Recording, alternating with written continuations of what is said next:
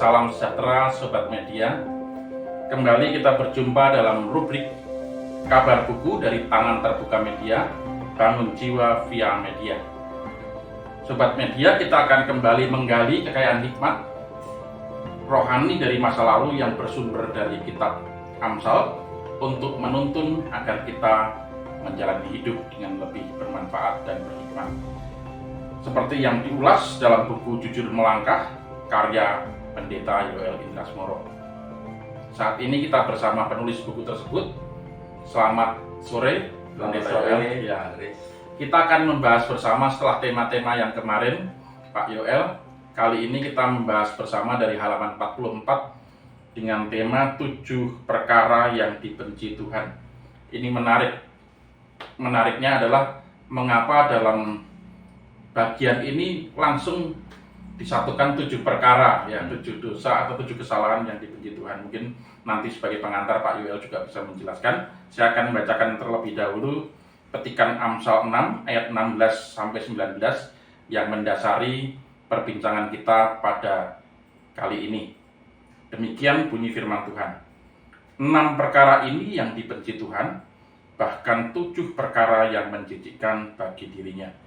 Mata sombong, lidah dusta, tangan yang menumpahkan darah orang yang tak bersalah, hati yang membuat rencana-rencana jahat, kaki yang segera lari menuju kejahatan, seorang saksi dusta yang meniupkan kebohongan dan menimbulkan pertengkaran saudara. Demikian dikutip dari Alkitab Terjemahan Baru edisi yang kedua. Pak Yoel, ini mungkin menariknya ya.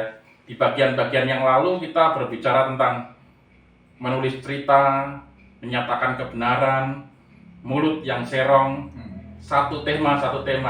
Nah, kali ini dalam satu ayat atau satu bagian, kelihatannya penulis kitab Amsal langsung merangkum 7 hal yang sangat sensitif. Apa menurut Pak Yoel sehingga disatukan seperti ini? Ya, nggak mudah menjawabnya ya, karena kan memang itulah yang dilakukan oleh penulis Amsal gitu ya. Tapi tampaknya mungkin penulis Amsal hendak mengaitkan dengan angka 7. Angka 7, angka yang seringkali dianggap baik ya, atau keramat atau istimewa untuk orang Israel, dan 7 inilah yang mencoba dirinci dan dirangkum ya. Ya, dan yang menarik adalah mata sombong, lidah dusta, tangan yang menumpahkan darah, hati, kaki, dan lidah gitu ya. Jadi saya rasa penulis ingin membulatkannya dengan angka 7 tadi. Dan dengan hal-hal yang tampaknya sepele tapi dekat dengan keseharian kita ya. Iya.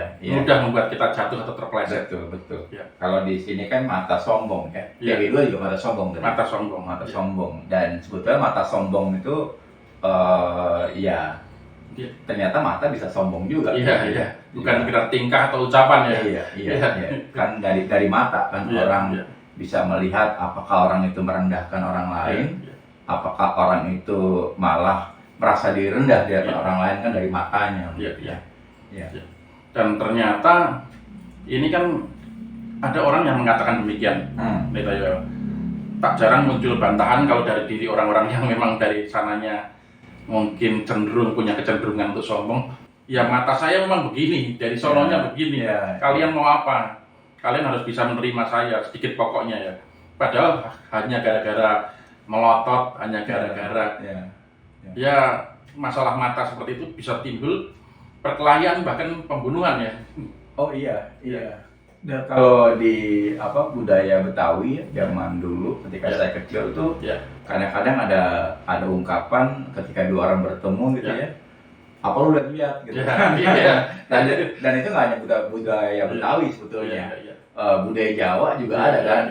Ketika istilahnya matamu gitu kan. Dan akhirnya dijadikan dagadu ya, jadi merek, jadi nama lah, dagadu, dan itu dari matamu gitu kan. Sebetulnya memang mata itu sesuatu yang yang bisa memperlihatkan sih karakter dari seorang gitu ya. Bisa saja matanya belok, tapi kan mata belok bukan berarti melotot gitu kan. Nah, pasti bukan berarti menantang orang, bukan berarti menantang, bukan berarti mendelik gitu ya. Tapi memang matanya bulat gitu ya, matanya belok gitu kan.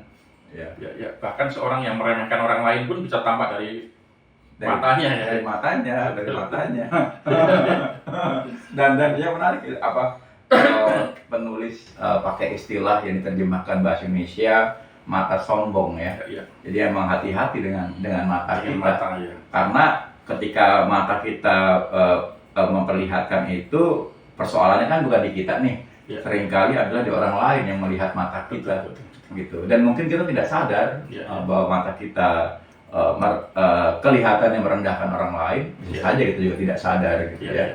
Sehingga kita harus bercermin harus terus bercermin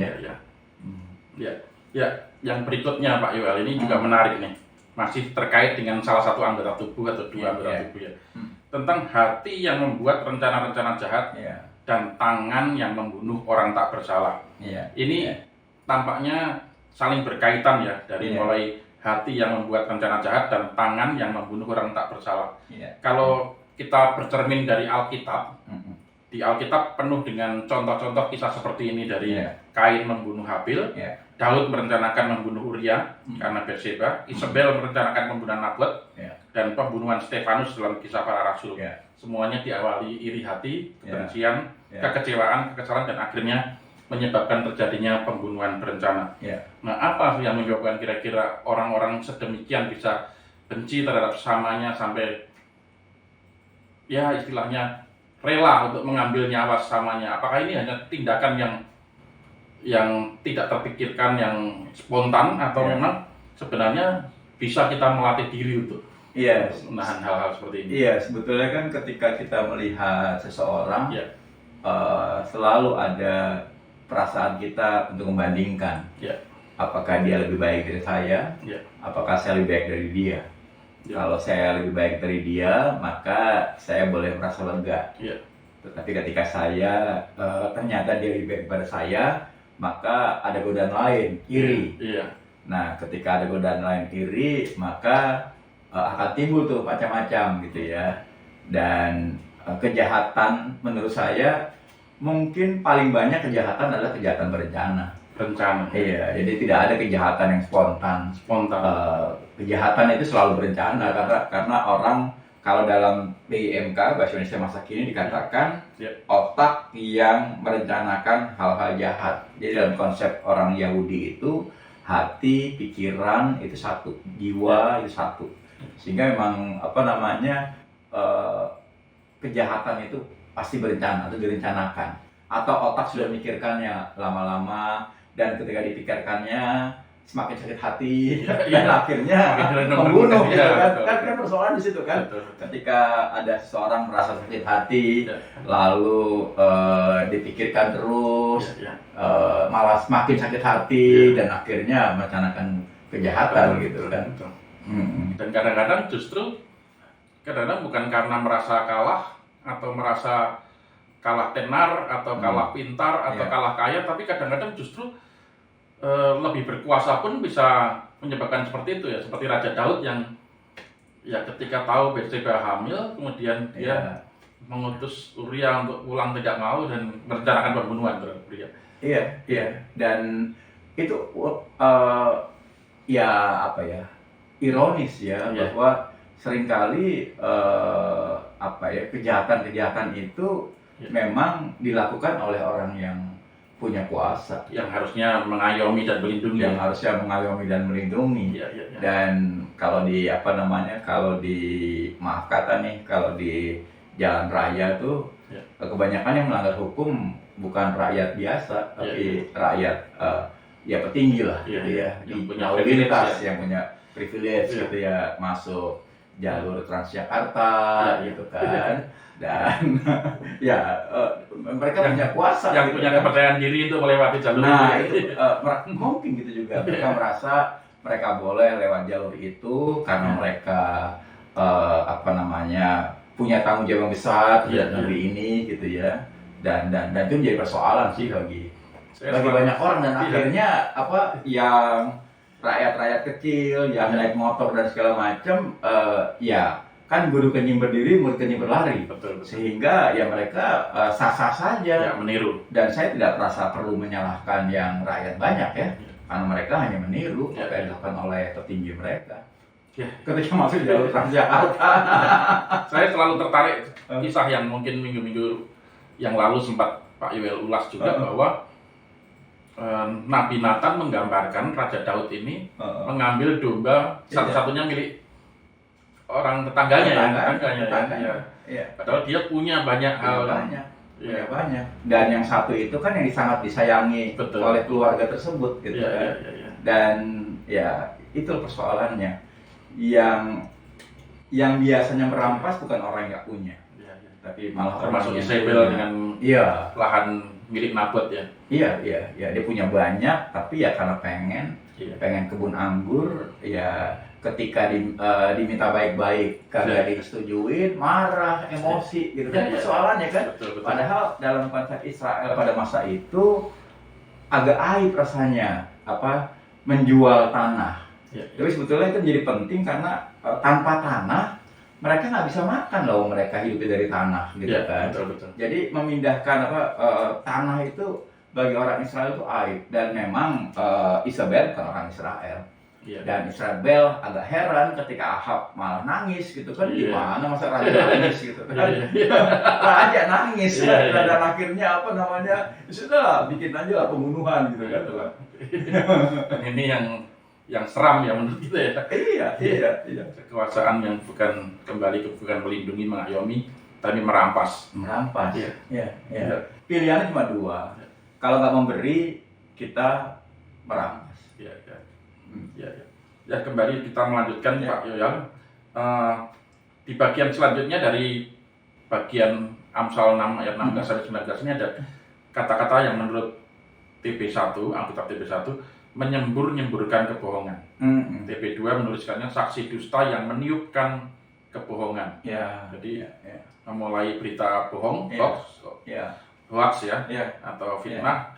Dalam Alkitab BIMK disebutkan lebih jelas sebagai saksi yang terus-terusan berdusta, artinya sudah menjadi kebiasaannya untuk memfitnah, menghibah, mengucapkan hal-hal dusta tentang samanya. Padahal kalau kita tahu bersama, kita dipanggil menjadi saksi Kristus yang menyuarakan keadilan dan kebenaran. Tapi bahkan di gereja sendiri kita juga sering melihat hal-hal seperti ini terjadi ya. Apa usul Pak Yuel terkait kebiasaan tidak bisa mengerim mulut ini? Mungkin. Iya, karena kan ketika kita menyatakan hal buruk tentang orang lain, kita secara tidak langsung merasa lebih baik. Iya. Tadi masalah membanding-bandingkan tadi. Iya kan, ketika kita membuat gosip atau kita membicarakan gosip tentang orang lain, kesalahan orang lain, kegagalan orang lain, kejahatan orang lain, maka kita merasa terhibur tuh. Kita merasa lega, kita merasa terhibur. Dan akhirnya ketika itu sering dibicarakan, akhirnya malah jadi kebenaran. Dianggap kebenaran oleh orang. Kebenaran dan mungkin kita orang yang pertama menyatakan itu, akhirnya kita jadi percaya bahwa itu benar gitu Dan karena itu tadi jarang orang ngobrol berkait dengan orang ketiga hal yang baik. Ini mungkin yang perlu kita lakukan. Jadi apalagi dengan saya tidak punya kebiasaan meneruskan konten orang lain, karena saya tidak pernah tahu kesahihan konten itu ya, karena konten itu bisa salah gitu ya. Lebih bertanggung jawab kalau saya buat konten sendiri dan menyebarkannya, atau saya harus paham dulu bahwa konten itu sungguh-sungguh benar. Tapi kalau emang itu konten yang buruk tentang orang lain, kita harus hati-hati. Karena buat apa kita membuat kejelekan orang lain diumbar dan kita ikut mengumbarnya di muka umum. Efek sampingnya bisa membuat luka, bisa bahkan membunuh orang lain dan seterusnya ya. Nah, menarik sekali ya tadi ya tentang hal bergibah ya. Ini yang bergibah ini kan sekarang sarananya juga lebih mudah ya. WA grup lah, terus medsos lah dan sebagainya ya. Mas Yoel, dan berarti yang disuruh ditahan bukan hanya mulut kita tapi juga jari kita dan hati kita terutama ya. Iya, Penting sekali masalah jagalah hati ini ya. iya, karena persoalan kan dimulai dari hati. Ya. Dimulai dari hati, gitu ya. Ya. Ya, ini pertanyaan terakhir mungkin sebagai penutup Pendeta Yoel. Dalam 1 Korintus kita sama-sama membaca tentang banyak anggota, tetapi satu tubuh. Ya, tiap anggota tubuh dipanggil untuk satu visi, satu arah memuliakan nama Tuhan. Kalau kita lihat dari tulisan Paulus, mewujudkan damai sejahtera di bumi. Ya. Nah, apakah berarti demikian pula anggota-anggota tubuh kita yang dijelaskan menurut Amsal 6 ayat 16-19 ini? Jadi mata, tangan, kaki, lidah, kebetulan semuanya adalah organ-organ tubuh. Sampai hati, semua anggota tubuh kita semestinya dipakai untuk kebaikan dan memberikan manfaat bagi banyak orang. Bagaimana mulai melatihnya? Ya, saya rasa yang penting adalah kita harus belajar menjaga menjaga hati, menjaga lidah, menjaga mata, artinya sering-seringlah bercermin, menjaga kaki, menjaga tangan, gitu ya, menjaga lidah. Kalau sekarang hoax, menjaga tangan, begitu ya. Menjaga itu menjadi panggilan kayaknya, karena kan tubuh itu kadang-kadang ya walaupun banyak anggota tubuh tidak dilakukan tidak bekerja secara refleks, tapi kadang-kadang dia kan punya keinginan sendiri, ada dosa lah yang membuat orang jadi punya jalannya sendiri gitu ya. Dan ketika itu terasa nikmat, ya terus dijalankan. Sehingga mungkin yang perlu adalah, saya selalu suka nasihat Ibu Teresa, kalau malam hari kita hanya perlu melihat tangan dan kita perlu bertanya apa yang telah dilakukan tangan ini hari ini. Jadi mungkin kalau kita belum tidur, sebelum tidur kita perlu bertanya apa yang dilakukan oleh mata kita, apakah mata kita sudah merendahkan orang gitu ya, atau menguatkan orang, atau lidah kita sudah menghina orang, atau menyemburukan atau meniupkan hoax gitu. Dan saya rasa penting bagi kita untuk evaluasi. Evaluasi menjadi penting di malam hari, karena kalau besok Tuhan ngasih kita hidup lagi, kita bisa hidup baru gitu kan, hidup baru gitu ya. Jadi hidup lebih baik dari yang kemarin kan. Dan dimulai dari malam tuh.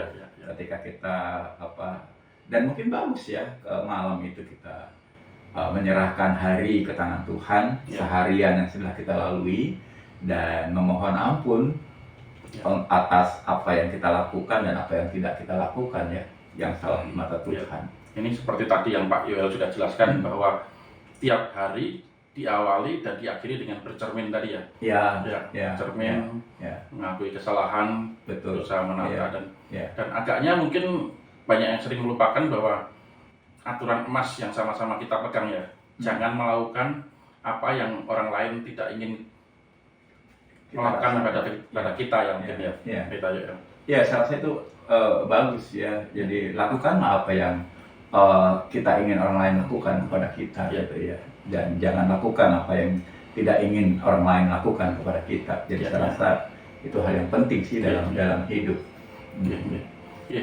Ya, Sobat Media, demikian perbincangan kita pada kali ini mengupas tentang 7 perkara yang dibenci Tuhan dari buku Jujur Melangkah, tulisan Pendeta Yoel Indrasmoro. Terima kasih telah bergabung dengan kami. Semoga tayangan ini memberi manfaat dan menginspirasi Sobat Media dalam menjalani hidup sehari-hari di tengah dunia.